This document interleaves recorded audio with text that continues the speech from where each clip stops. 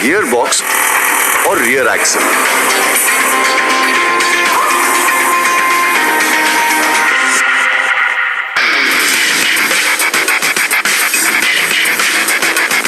Buckle up area में एक red sealant लगाकर रियर एक्सल को गियर बॉक्स से जोड़ते हैं।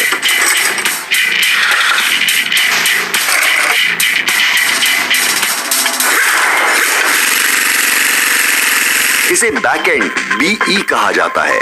इस जॉइंट के बाद गियर बॉक्स में गियर ऑयल भरते हैं और गियर बॉक्स शाफ्ट लगाकर गियर की स्मूथ फंक्शनिंग चेक करने के लिए गियर टेस्ट करते हैं। टेस्ट ओके होने के बाद बैक एंड को क्रेन मूविंग असेंबली लाइन में ट्रांसफर करती है।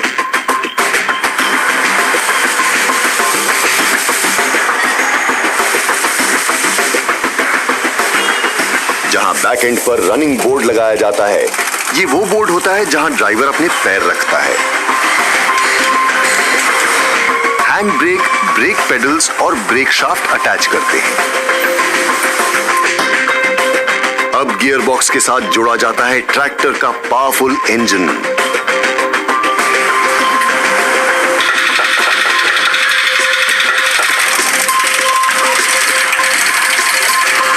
इसके बाद रियर एक्सल से हाइड्रोलिक लिफ्ट अटैच करते हैं। ये ट्रैक्टर का सबसे खास पार्ट होता है क्योंकि ट्रैक्टर से जुड़ने वाली सभी कल्टीवेशन टूल्स की मूवमेंट इसी से कंट्रोल होती है। हाइड्रोलिक लिफ्ट के साथ लोअर लिंक जोड़ा जाता है। इसी पर फार्मिंग करने के लिए पुलिंग और लिफ्टिंग अटैचमेंट जोड़े जाएंगे और फिर जोड़ते हैं हाइड्रोलिक पंप, जिससे सबको ऑपरेट करने के लिए प्रेशर मिलता है। अब फ्रंट एक्सल यानी कि फ्रंट सपोर्ट को इंजन से जोड़ा जाता है।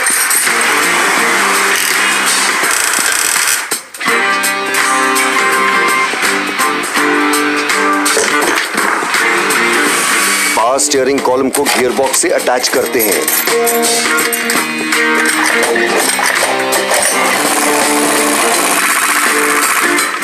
अब स्टार्टर मोटर को क्लच हाउसिंग से जोड़ते हैं जो उसे ऑन करता है ताकि ट्रैक्टर स्टार्ट हो सके। ये लीजिए, इसी के साथ ट्रैक्टर की असेंबली हो गई पूरी। पार्ट्स की फिटिंग और प्लेसमेंट के लिए क्वालिटी चेक्स किए जाते हैं। स्ट्रक्चर को पेंटिंग के लिए पेंट शॉप भेजते हैं।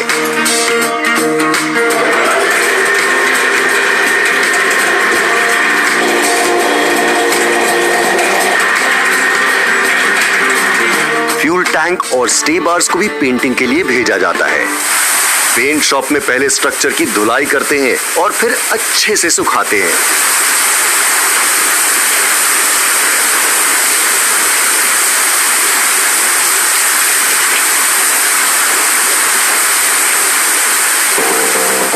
पहले शासी की अंडर बॉडी पर ब्लू प्राइमर कोटिंग होती है और बाद में अपर बॉडी पर।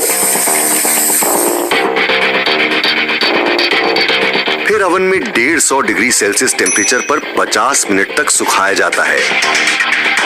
अब पेंटेड स्ट्रक्चर को फिर से असेंबली लाइन में लाते हैं।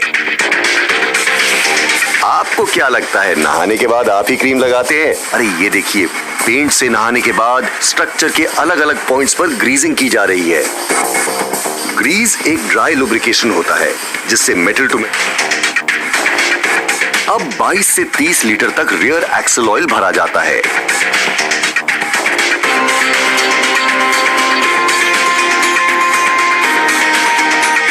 रियर एक्सल पर रियर व्हील फेंडर्स जोड़ते हैं।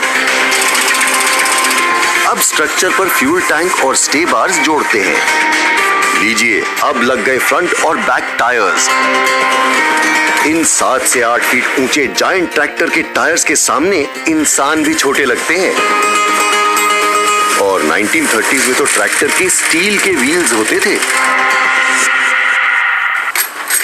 इसके बाद इंजन से फैन और रेडिएटर जोड़ते हैं और फिर रेडिएटर में कूलेंट डाला जाता है। अब ट्रैक्टर पर unique engine number, model number और शैसी नंबर लिखी हुई एक मेटालिक नंबर प्लेट लगाई जाती है। रेडिएटर पर headlights, intercooler, air pre cleaner और हॉर्न लगा हुआ शेल फिट करते हैं। फ्यूल टैंक के ऊपर स्पीडोमीटर, फ्यूल इंडिकेटर, हेडलाइट और ब्लिंकर इंडिकेटर्स लगा ये रियर हुड फिटमेंट फिट किया जाता है। इसके बाद सेंटर पैनल, स्टीयरिंग व्हील और सीट फिट करते हैं।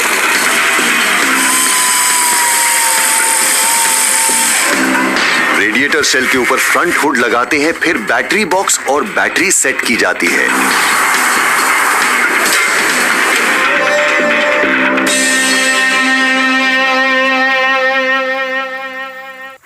और एक वर्कर तैयार ट्रैक्टर को रोड टेस्ट के लिए ले जाता है।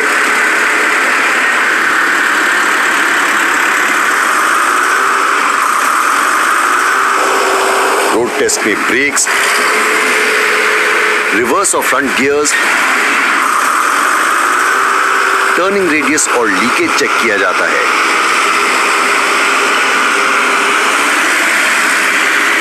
और एक बार ट्रैक्टर ओके होता है तो पहुंच जाता है शोरूम में, जहां से इसे खरीदता है एक किसान और बंजर जमीन को भी बना देता है अनाज की खदान।